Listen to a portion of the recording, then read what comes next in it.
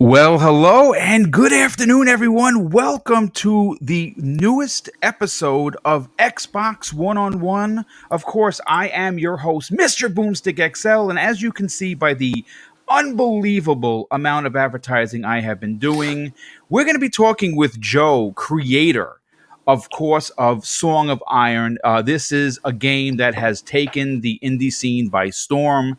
He was nice enough to give us about 45 minutes to an hour to not only take live questions, but answer a bunch of questions that we're going to be talking about, finding out some information about the game, but more importantly, of what made him a developer, a gamer, where he started, all the fun stuff that normally developers don't really get a chance to talk about when they're on their tours to promote their games. Joe, welcome to the program, brother. How you feeling? Good. Hey, Boom. Nice to be here. I really appreciate it.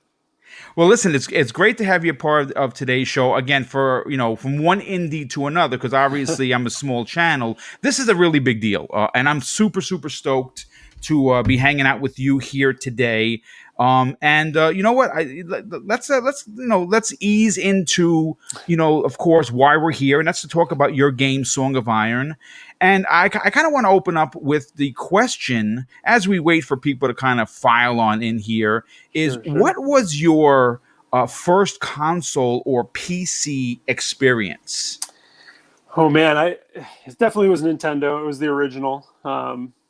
Playing Zelda and all that stuff. I mean, I came from the very beginning, but the stuff that I remember the best is Super Nintendo from the early times, uh, and that was like Mega Man and Link to the Past and all that stuff. Those were Nice. my yeah, that's right, where I started, where I cut my teeth.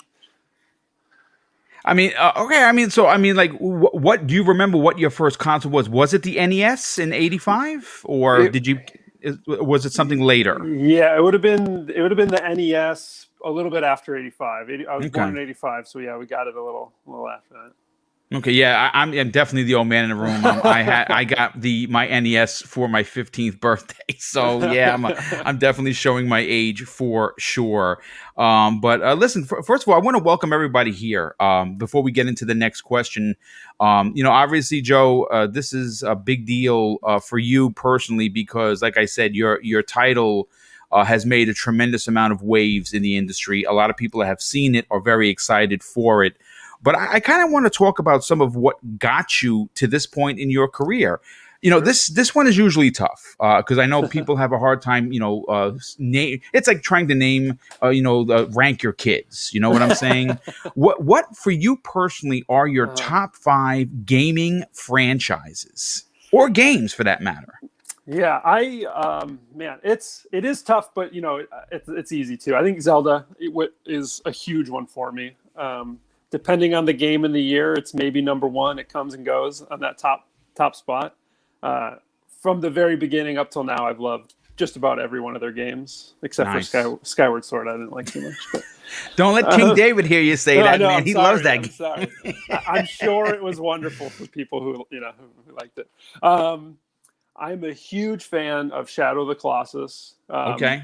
That's not really a franchise necessarily, but I think all of the games that that studios come out with are just gorgeous, Yeah. beautiful worlds and all that. Um, Big Halo fan from the beginning. Also, I still think CE's maybe the best one. I can never get over how much I love the original.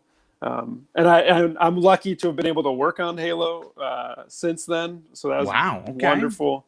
Um, but I still love it, which isn't always the case with that sort of stuff. Let's see what else. Honestly, I think if you looked at my play hours, League of Legends should be on that list. Though Okay. I don't really think of it as like a favorite game, but I've played endless amounts of it because I love competitive stuff.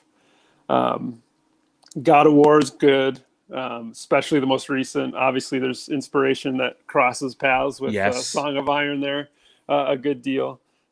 As we watch the floppy arm early development of Song of Iron going on right now, it is fantastic. I love it. Um, yeah, what else? I mean, Mega Man also. I have a really again, a like special place in the heart for Mega Man because that's the I mean, first. that's a Capcom classic for It's sure. a classic. Yeah, Mega Man X. I must have beat that game 100 times. Really, really enjoyed that one.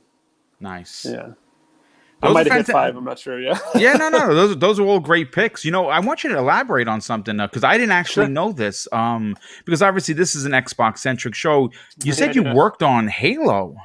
Yeah, I was at 343 for 6 years. That ended actually in the end of this year or the end of last year. I was an animator, or I am an animator. It's my professional Okay. trade, I guess. And yeah, I worked on five, and then many years on Infinite after that. Wow. I mean, Yeah. obviously, yeah, that's a big deal, Joe. I mean, obviously, you know, you got a chance to work with one of Microsoft's premier studios. I Yeah, mean, yeah. depending on, and again, it's you know, everyone's going to have a different opinion of how they feel 343 is, but at the end of the day, they do and are the producers and makers of Halo. And when you Hmm. say Halo, you think Xbox. Yeah, absolutely. I mean, And that's pretty interesting. Now was the choice to leave because you wanted to venture out and do your own thing? yeah, I had been working on song for by then almost a year and a half, maybe a little bit longer, Okay, and it got to the point, and it was growing in popularity, and the response was there, and so I felt comfortable leaving the nice. job to go full time on the project.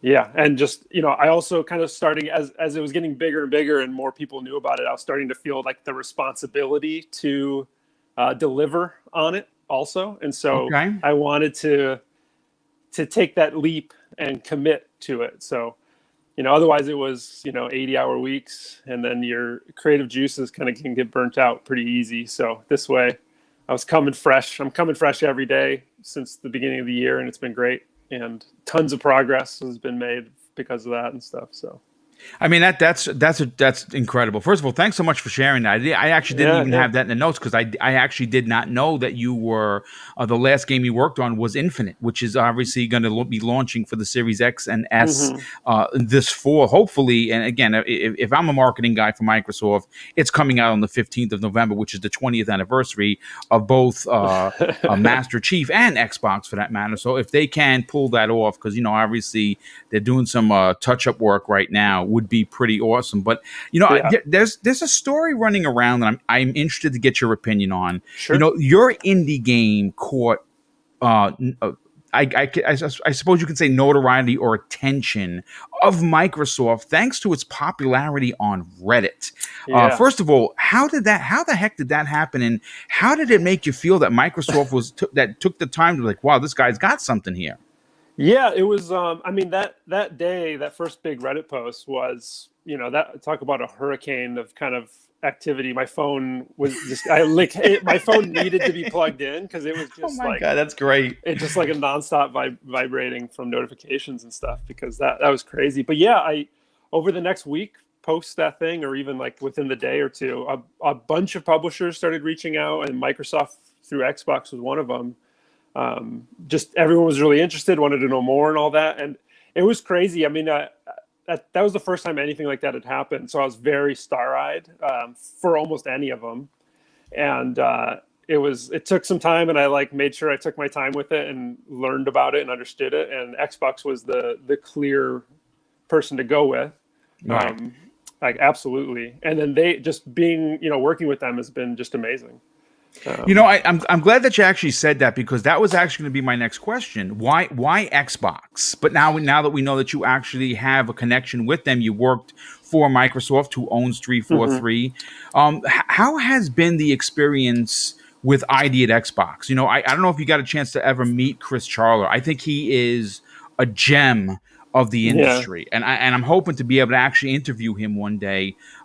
Have you had did you ever get a chance to have a conversation with Chris? No, I haven't spoken to him too much directly, but I've talked to a bunch of the people there throughout the program. And it should be said before we go too far is that the me working at 343 actually had nothing to do with it.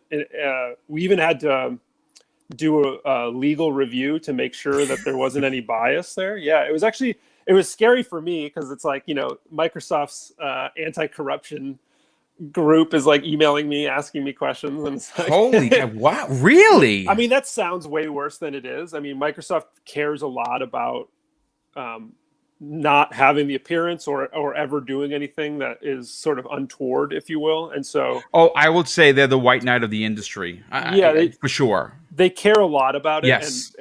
and they don't just say that. They like, having been part of it now, like they definitely believe that, and they really want to be a good company. Um, anyway, like, so I had to go through that, which was terrifying, but it's Wow. very important that those things were kept apart, and a huge part of why you probably don't have it in your notes is like I couldn't say anything. Obviously, the person, could say I worked at 343, but I could never connect the two things Yeah, you because, couldn't lead with that. I see what you're yeah, saying. Yeah. exactly. So, um, but yeah, so what was your question? Now I've gone off my What? own tangent. Why Oh, why Xbox? Xbox? Yeah. So I mean, the plan initially was only ever to go to PC through Steam, which is sort of the easy classic indie route. And Right. so Xbox gave me the opportunity to be on the platform, and to be on the platform in a strong way. Like, Okay. joining the ID at Xbox thing, I get some perks through just like these shows, which is sort of like unpaid advertisement. It's huge to be part of these shows and stuff, and then obviously the being on the store page, like I did with the demo, for front page of the store for a few hours, and that garnered a ton of attention, which was fantastic. And so there's all these sort of, those are the things that publishers are going to try to get for you. And joining with Xbox, I just get that as part of that deal. Um, and so to me, it was a no brainer. And the publishers are going to take their cut, and so I don't have to worry about that. No, no. I mean, again, you have enough to already on your plate. Being, being someone that is now developing a game that you're sinking your own personal money into, your own personal time. There's a lot at stake here. So some of those things that you don't have to worry about, especially with Microsoft being the company that they are, and like I said, I know people give them a lot of crap for sometimes doing the extra, but you want that in a company to do that. And I think that they have been, again, if you remember back in the early 90s, when you said Microsoft, a lot of people had a lot of distaste for the company. And they have Totally. changed, and they have changed their image in almost a complete 180. Like when you say Yeah. Microsoft now, people are happy to talk about it. But when you say Xbox, what a difference from Yeah. 2013 to where we're currently at right now. Yeah, it's crazy. I mean, Satya and then Phil have absolutely evolved the mentality of the company, and it's showing in what they're producing for us. It's awesome. Yeah, no, absolutely. Here's my next question for you. Sure. What particular game made you sit back one day and say, "I want to make video games. I want to design these amazing worlds." Where does your origin start? That's a good question. I mean, I think with anything like that, it's always going to be a bunch of small little things like contributing. But if I had to pick one, it's got to be Ocarina of Time. That's a good one, dude. And I kind of put, like, Majora's Mask. It's sort of the sequel. It's all one game to me in a way, because I really love Majora's Mask also. But that was a game where I started to think about what else I could do, or what else the game could do. What would make it different or better, or what would I like out of it, and then I never stopped thinking about that stuff from that point on. I mean, that game is gorgeous. It's amazing. To this day, it's a good game. It's crazy. So I would even dare say that it's a game that you could probably and here's the thing, that those two particular Zelda titles Mhm. are games that people play yearly. Oh yeah, yeah. You know what I'm saying? That we'll go back, and even, I mean, obviously with graphics, it's not as pretty as it once was, but it's still the Zelda game. Yeah. Yep. It's still the game. Yeah, that's Yeah, interesting. absolutely. All right, It's let yeah. me move on to the next question over here. When Song of Iron was first unveiled at the July 23rd, 2020 showcase, Hmm. that was big. That was big for you Yeah. because, I mean, that's prime time. That's E3 time. And obviously, last year we didn't have a traditional E3 thanks to, of course, COVID. So Microsoft, like many companies, had to pivot. So when you talk about the July 23rd show, that was their E3. But Hmm. we got a chance just this past Friday, their first big show. Um, that was run by Twitch, and obviously I've been very vocal about how I did not enjoy the show because of its length, and unfortunately due to some of the hosts, I wasn't did not have a good time watching. The games still stood out, and yours was one of them for sure. We talked about this, Joe, before we went live, Hmm. and what struck me as a gamer, because I know I'm a content producer and all that, but at the end, my core, I'm a gamer. When the character throws the axe and walks and just simply puts the hand back there and it goes back to him, I nearly fell out of my freaking chair of excitement. How for you, as someone that did work, that has worked in the industry with big studios like 343, how did that make you feel as an indie dev? Oh, I mean, it's been a crazy thing from the start when I started putting things in here. Just the idea of it being in an Xbox show and Xbox like asking me for a trailer to put in a show. It's hard to describe how fun that is, and how crazy it is to have someone say the name of the game, and all that sort of stuff. It's amazing. It's phenomenal. Um, and yeah, I mean, I was watching your stream when it was up, and yeah, it was fun to hear everybody reacting and chat and stuff. And I've since gone back and watched all the other streams to see what people said while it was playing and stuff. And it's fun, it's crazy. It's still hard to believe. And so yeah, I don't know. I'm just very grateful I for mean, all of is it it. surreal to see the game that you have made, that you spent hours in the midnight hours, trying to get from floppy guy that we saw on the screen to what we have been seeing in the trailers? Is it surreal? Yeah, it's very bizarre. I mean, I've been doing this for so long that like I'm used to the process. I'm used to the project evolving like this, but having it be my idea completely and not just, me animating for Halo or something, and all the credit goes sort of to the group as a whole. It's bizarre because it's just, here's my brain, everybody. Please let me know what you think about it. Yeah, it's crazy. I love it though. It's super fun. I mean, that's great, dude. I mean, Yeah. again, obviously, just talking with you, you seem like one of the guys, and I think that is one of the things that jumps off the page for me as someone that's had, you've been giving me an incredible opportunity to interview you. Ah. Let me see what's before we start getting some questions from the chat. I want to continue down this path. Um, I think I might have asked this already, but your experience working with ID at Xbox. Hmm. It sounds like you've had an incredible, almost admirable time with them. If someone is in the industry that's a small indie developer, is ID and Xbox something that you would recommend to a new, upcoming, younger developer that might want to get into making video games? I mean, I would absolutely recommend checking it out. I think there's different tiers of being part of it, and I don't know how they classify it or not. I think, but it's absolutely cool. I mean, it's been great for me, and the way it's more about the attitude that they go into everything with, the way they're talking about what they want to do, that I like the best, because it really is. It's that Microsoft motto, which is like get access to more people to be able to Yeah. play or create or whatever it is. And you can tell because I'm still able to release on Steam. They're not completely consuming my studio or my game or anything like that. It's just they really want the game on Xbox. So here you go. Here, this will help you out. Can I still go on Steam? Yep, go for it. Wow. Obviously it's like I can't. There's no Switch or PlayStation or anything like that. But those two things. Other than that, it's I can kind of release where I can and stuff like that. And yeah, they just want it to be want games on the console. So it's hard to beat that. Yeah, I mean, listen, it's thanks for sharing that, because these are some of the insights that a lot of people don't get a chance to know about.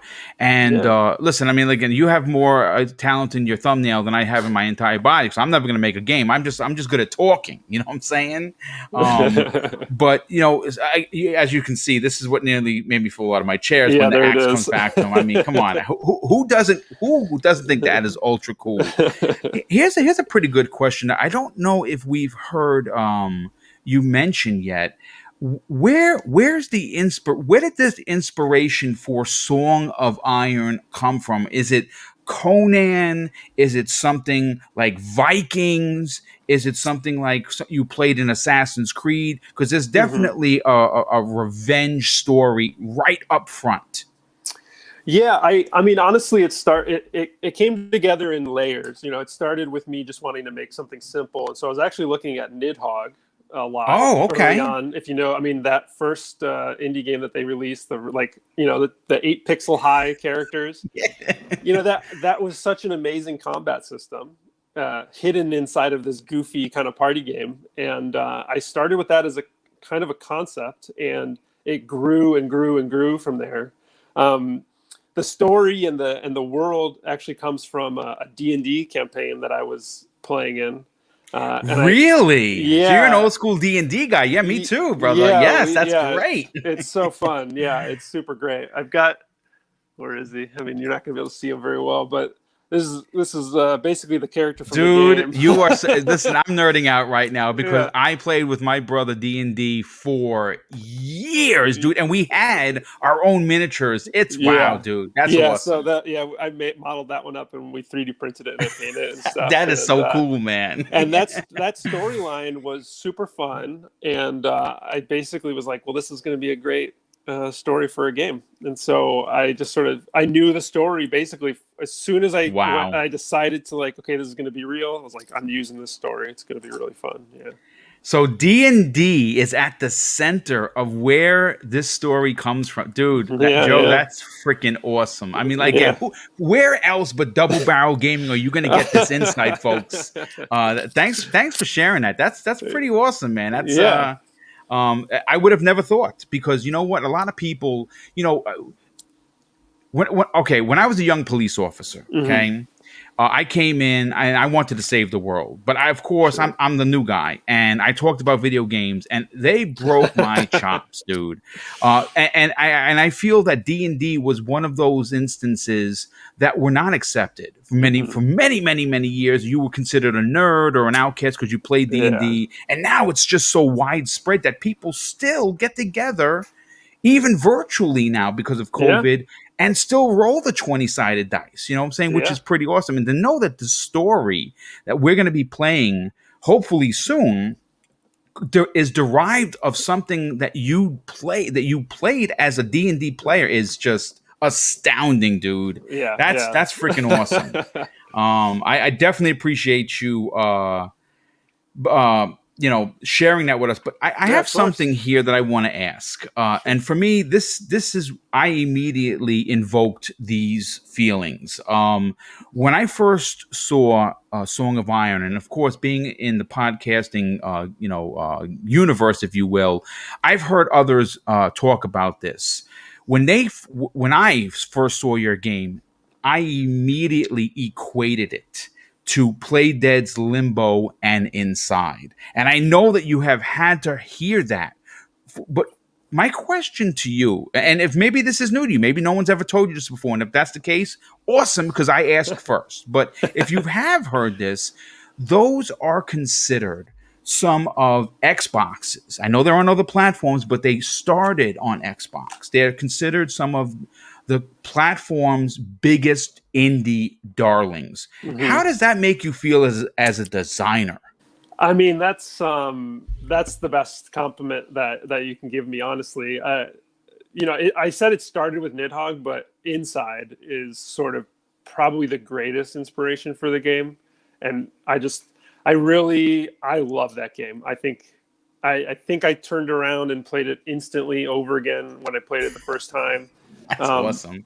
it's just, I mean, they did such an amazing job having a really good story that they never speak to ever one time in the game. And yeah, I love it. And I honestly, I think about it as much as I can when I'm making decisions about Song of Iron, like what would they have done in their game, um, and stuff like that. And obviously, the mood and the setting of mine is very different, but or the setting is, but I'm actually really after the mood that they set in those games in a lot of places. So Yeah. yeah, huge compliment. It's great to hear that. Well, dude, it's my pleasure to give it because, like I told you privately, and I know many people in the chat have said it to you as well. This you have something special here for sure, and just based on what we've seen, I got a feeling that this is not only going to easily, in my opinion, be nominated at the end of the year for top indie. I got a feeling that Man, after we'll see. seeing smaller games get get involved in the conversation with game of the year. This could be one of those, dude.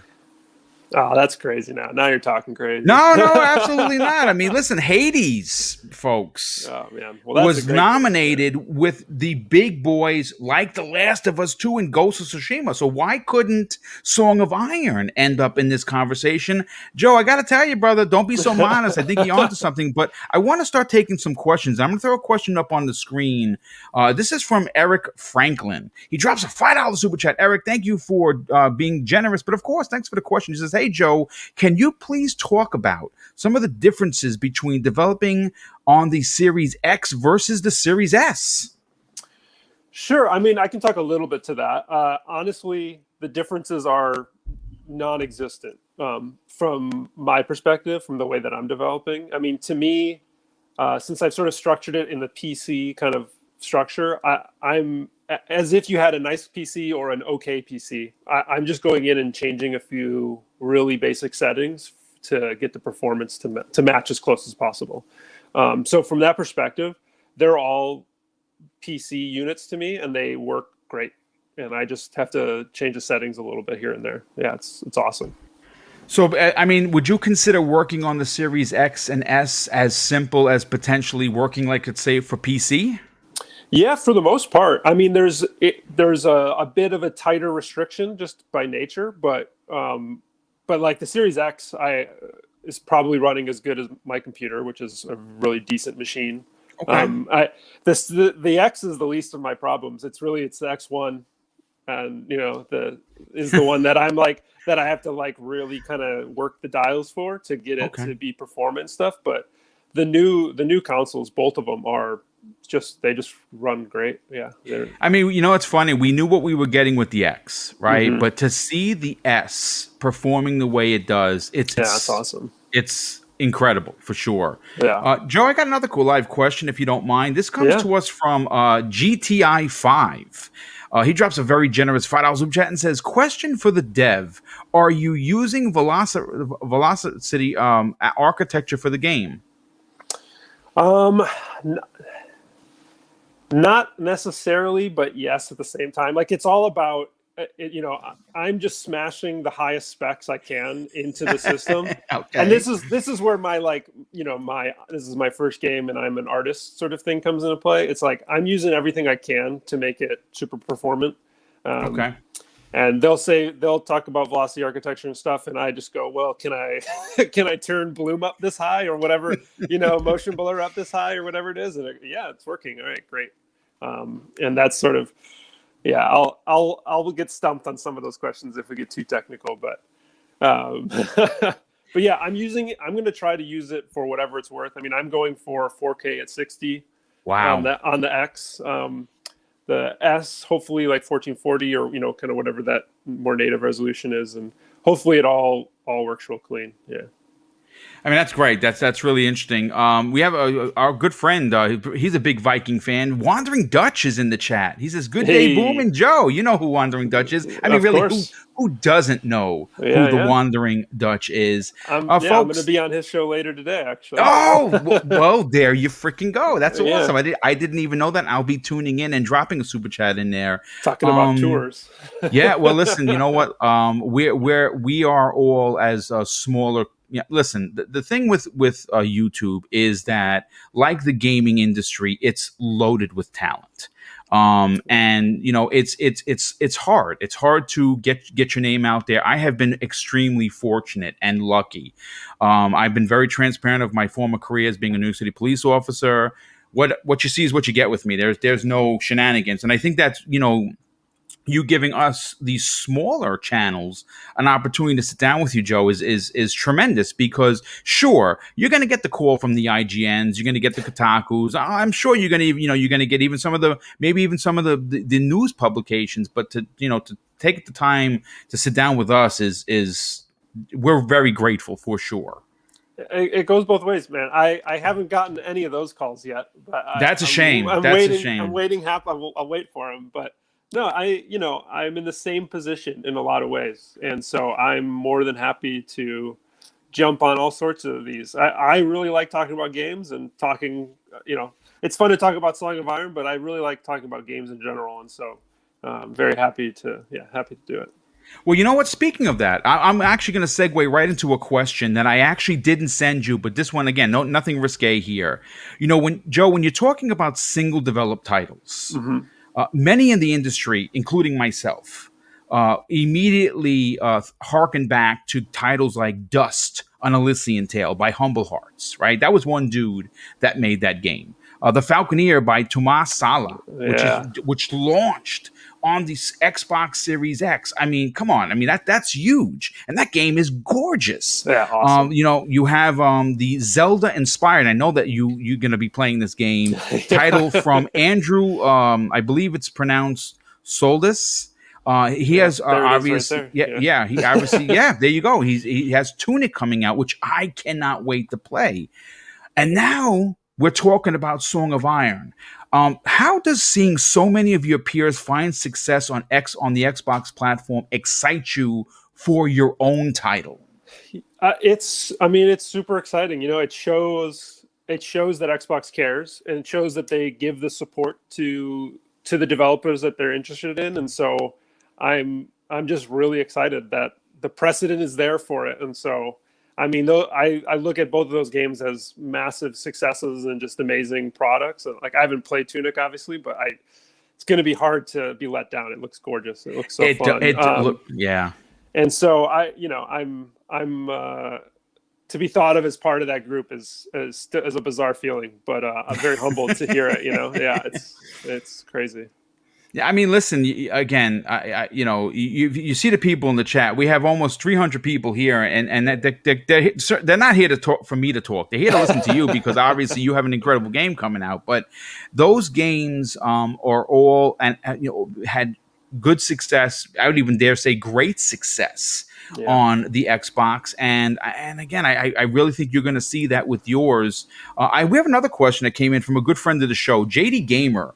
He drops a very generous $5 super chat and says, "Will this game be a complete self-contained unit, or will you be adding additional DLC or other modes at a later date?" Can you answer that? Yeah. So I'm going as traditional as it comes with this, and it's okay. You'll buy it up front, and then you've got the game. I definitely intend to support it for a bit after. There's no like multiplayer or anything, so there's not like a major support needed, but I just want to make sure it's running really well. I want to expand languages, from whatever I've launched to be more like that, and any sort of little issues people might have. But the goal, if everything works out, is this is really more of a trilogy. And there's this. I've said so little about the story because I'm terrified to spoil stuff. But there's a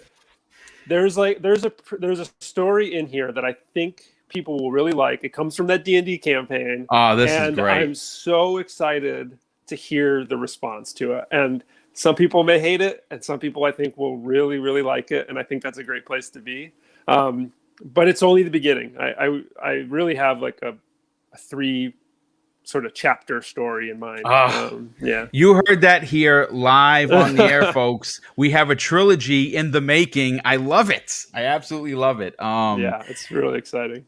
Yeah, like I said, when you talk about where this came from, this is again, it's so refreshing to hear that something as epic as what we're seeing. And mind you, we've only seen I would imagine the tip of the axe, so to speak, because you don't want to give too much away. But here's my next question. For you, Hmm. what have been your influences in other games to be brought in your own way to Song of Iron? I mean, obviously the God of War flying axe. I mean, come on. Yeah, yeah. I try so hard not to look at God of War too much, especially the newest ones, like so close in a lot of ways. The Flying Axe was a mix of yeah, it's really good in that game, and then Thor and the Nordic stuff, which is where they got it. Yeah, so absolutely there. Like I was saying, Inside and that I get a ton of inspiration from that. I actually Journey, massive inspiration for a lot of things in the game, which and then Shadow of the Colossus also. I mean, all of these games, like all three of those games, are so well put together worlds that the Yeah. story just sort of bleeds out of the edges, and you barely need to say anything about it. I don't know if I'm going to be do that well, but I'm definitely after that aesthetic. I want you to. There's a little bit of dialogue, very little bit, but the world should be telling you a lot more than what I actually say in the game. And Now, yeah, I now, is it's good any to of hear. that inspired by something like a Limbo or like an Inside? Because remember, those games, you were not told anything. Hmm. Absolutely, I think, and that's why I love those games so much. I mean, they did so much with so little from that perspective, and but you're just totally engrossed in the world. You believe it. You want to be part. You want to keep finding out more about it. And I'm absolutely going after that with Song of Iron. Nice, Yeah. nice. Let me see. I'm gonna put up another question that we had from the chat. Is really flying. Let me see if I could find it here. Um, Man, I should have highlighted it when I saw it, because now I've lost it. I'll ask for it again. If you drop it in, I'll give you a shout out. Who did? People are in the chat are asking: is there going to be an RPG esque leveling up system or upgrade to the weapons? Because we've seen a fire axe, we've Yeah. seen the lightning axe. Can you elaborate on that, Joe? Yeah, absolutely. So another inspiration. A lot of this comes from the Mega Man X sort of side of stuff. So Ah, nice, in dude. the Nice. in Mega Man X, you basically go and you find the helmet, then you find the boots, then you find the chest and the gun, right? And then you just Right, have right. it. And now Yeah. you've slowly become that, and that's what's going on in Song of Iron. Okay. You're looking for the gear, and the gear holds all of the goodies, if you will. So Nice. the concept of combat in general is a barroom brawl. I want you to grab the stool, break it over someone's back, throw the broken leg at the next guy, and then go grab the next thing. And so all of the weapons, the shields, everything can be gotten rid of, and you can go and get more of it. And then the fire axe is actually the gauntlet, and you just light the axe on fire basically because you have this gauntlet. And so any weapon can become a fire weapon.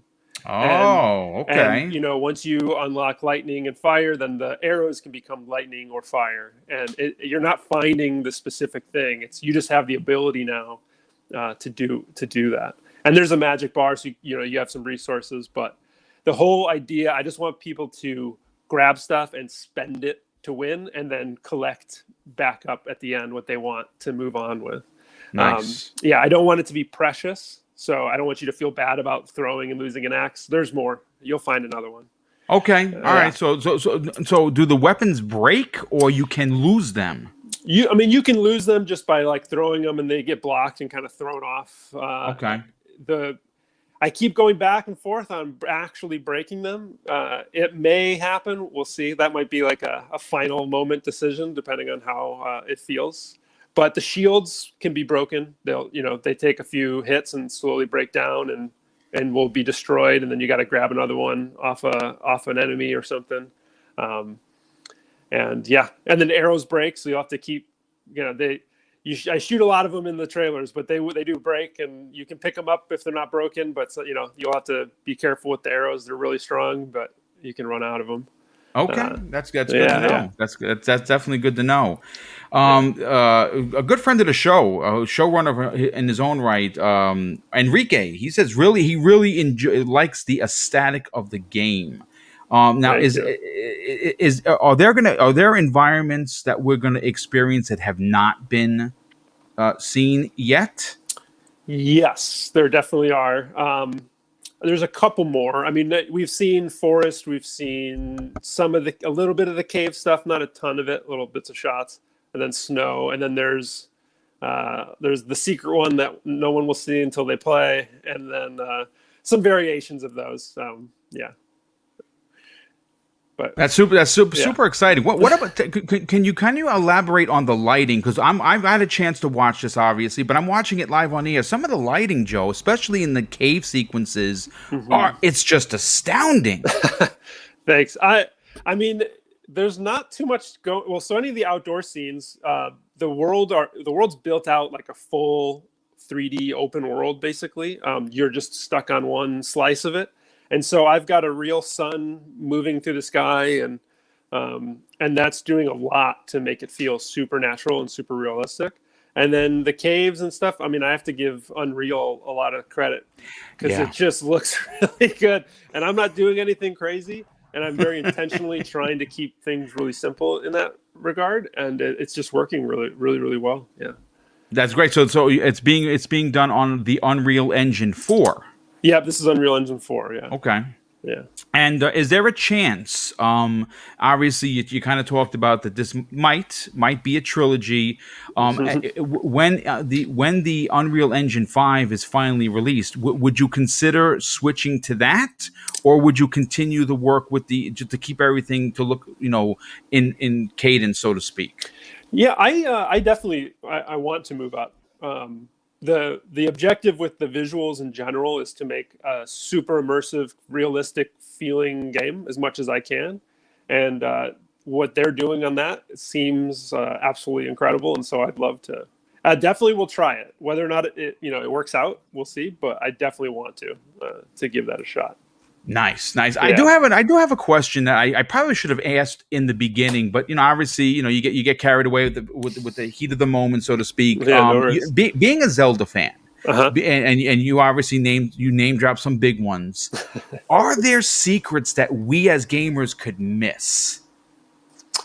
Like in mine, or just in games in general, or in No, Zelda? this particular in the Song of Iron, are there secrets that we could miss, like maybe a particular weapon if we're not looking for it? Yeah, yeah. I think I want to, as much as exploring as a side scroller can have. I'm trying to hide things here and there. The demo had a sword hidden in it that a few people found, but not everybody. Nice. Um, yeah, just some subtle stuff like that, and nothing crazy. Like I don't want people to be, well, maybe a few really hard to find things for the real for people who really want to look, but there'll be a few things here and there, but nothing too crazy. I mean, listen, this is the question that we talked about before we went into the live stream, which is what we're Hmm. here doing today. People have been asking. I would feel remiss if I didn't ask myself: is there a release date that you can give us live on the air, or at least an inkling? I mean, it's coming out in 2021 for sure. I know that we talked about this behind the scenes. Can you give the fine folks that tuned in for today's show and who will eventually catch this on a replay, if there's anything you could give us? Yeah, I don't have a date for myself. I have some windows for sure, and it should be coming in the summer. If everything continues to go on the line it's going now, it should be out by the end of summer. Um, Nice. I'm always just afraid of promising anything because the fear with the one man kind of job going on is that I could get sick or my computer could blow up or whatever thing could happen, and then there goes a week, of 100% nothing happening, and so that could really hurt. Yeah. And I just don't want to make promises that I can't keep, and it'll be a terrible first foot forward for a new studio one man thing. But everything right now is on pace, assuming no catastrophic problems happen by the end of summer. We should be able to see it be playing it. Nice. Yeah. Nice. I definitely appreciate that. I mean, you know what? One of the questions that I did not ask, and again, this is because we're just palling around here, and again, I got to tell you, this is like talking to a. We just met Joe, and I feel like I'm talking to my best friend, which is awesome. Yeah, yeah. For you, and I didn't ask this question, but because you are an indie developer, and who has worked in the industry from a AAA standpoint, what Sure. are your top three indie games for you?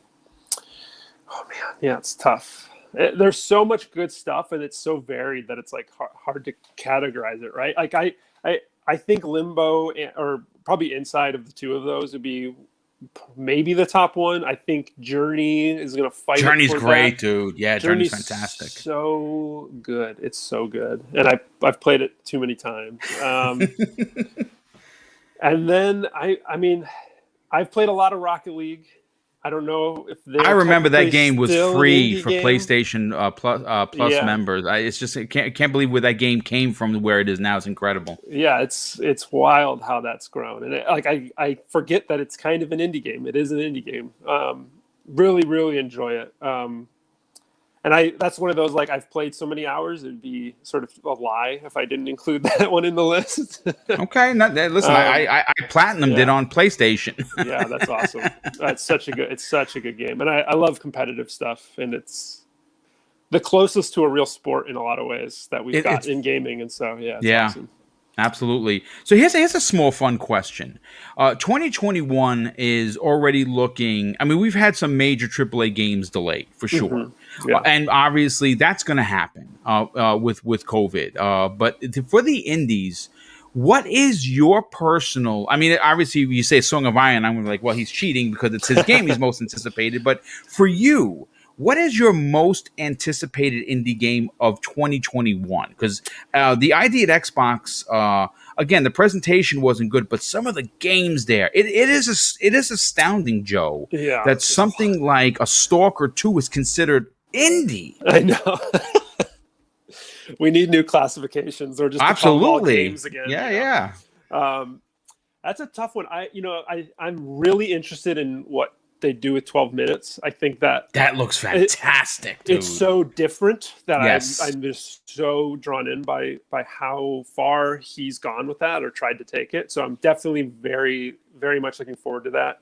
And the Ascent, I think, from Oh, like a dude. Yeah. visual standpoint, it just looks so wonderful. All those 14 people on that dev explosions. team, Yeah, it's Joe. incredible. Yeah. And I've been playing a lot of Valheim, so I can't discount that either. I mean, what a great game!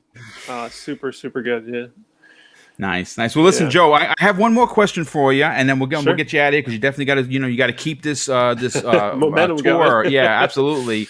JD Gamer drops another $5 super chat and says, "How hard has it been to develop this by yourself? And is there any voice acting in the game? A la, are you voicing any of the characters or narrating?"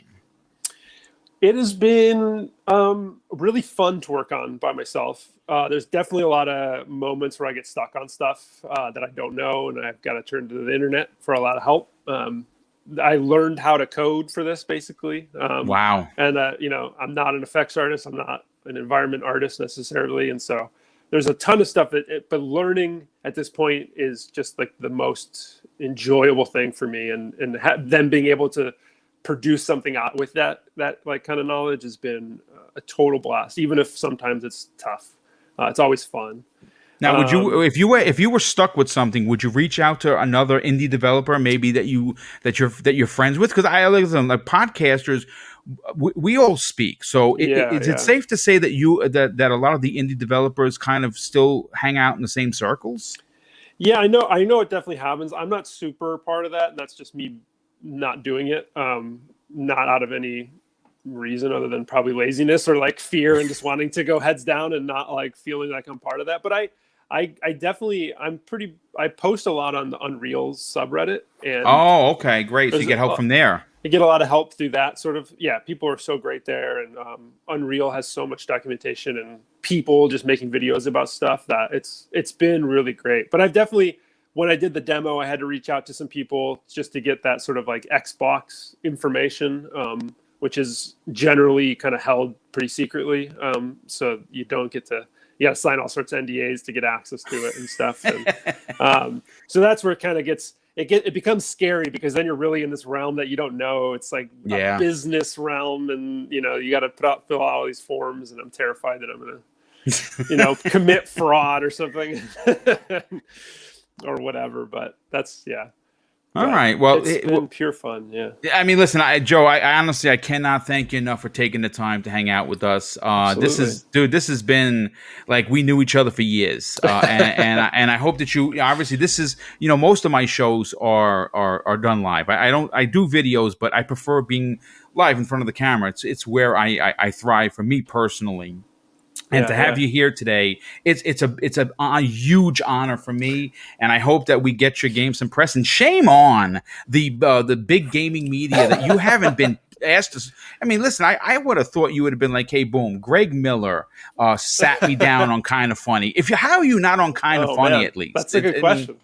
I'm gonna have to reach out to Greg, even though he doesn't know who the hell I am. I'm gonna have to reach out to Greg Miller and get you on there, because listen, I think everyone needs to support you on this. I think that what you're doing, first of all, again, we've only been the tip of the act, so to speak, scene of the game. So I am thrilled that A, you were here, but B, I'm going to get a chance to play this in 2021. I think you have something special here, and when it's nominated for in Indie Game of the Year circles, and potentially even in the big Game of the Year conversation, we're going to have you back on, so you can relish in the success for sure. Joe, why don't you tell everyone about where they could reach out to you on social media, but more importantly, any more information you'd like to give us on Song of Iron? Sure. I'm most active on Twitter, and that's just at Song of Iron. You can find it on Steam right now to wishlist, but obviously we're a big Xbox group here, so we'll have to wait a little longer for that page to go live, but it will, and then so you'll be able to be ready for it there. Don't worry, I'll be blasting it out, and I'm sure I will help you advertise for sure. We'll help spread it to his guys. But Song of Iron it's my first game. I'm very excited. I'm very excited to hear your reaction to it and the reaction to the new trailer from everybody. I'm over the moon about that. I hope it can live up to that hype. I'm trying to do a small condensed game so I can do everything in it is good and not a bunch of okay things spread out over many, many hours. Everybody talks about their big backlogs, and so I hope this one will enter and then exit backlogs, because it's intended to be more consumable. And, in theory, you could play it on a decently long night and get through it. And nice. I like that, because it's different. I think a lot of games are pushing for infinite hours, and I'm just trying to give you something that I hope you really like, walk away with some really great moments, and then hopefully you're excited for the potential sequels if everything goes again well. That's right. Remember, you heard it live here. We're getting a trilogy of Song of Iron. I love it. I love it. But Joe, thanks again for being here, brother. Thank you for over 300 people being here and not only supporting this small channel, but supporting Joe. Some of the questions have been really fantastic. I want to thank all the super chats that have come in. Of course, the generosity cannot be denied. And Joe, we're definitely got to get you back on, maybe get you even in on it just as a regular panel member, just to talk about games in the future. But thanks so much for being here. Thank you, everyone, for tuning in. And obviously, Xbox One-on-One is a new program. I have a few other developers that I'm talking to right now. Nothing to announce yet. But obviously, Joe, thank you for being my first guest on this new program for the show. And again, thank you for being here. And listen, folks, if you enjoyed this, please, please, please, please hit the like button and share this out on social media. Let people know about Song of Iron. And then I got a chance to sit down for almost an hour with Joe, developer of Song of Iron. Take care, everyone, and we'll see you on the next and newest episode of Xbox One-on-One.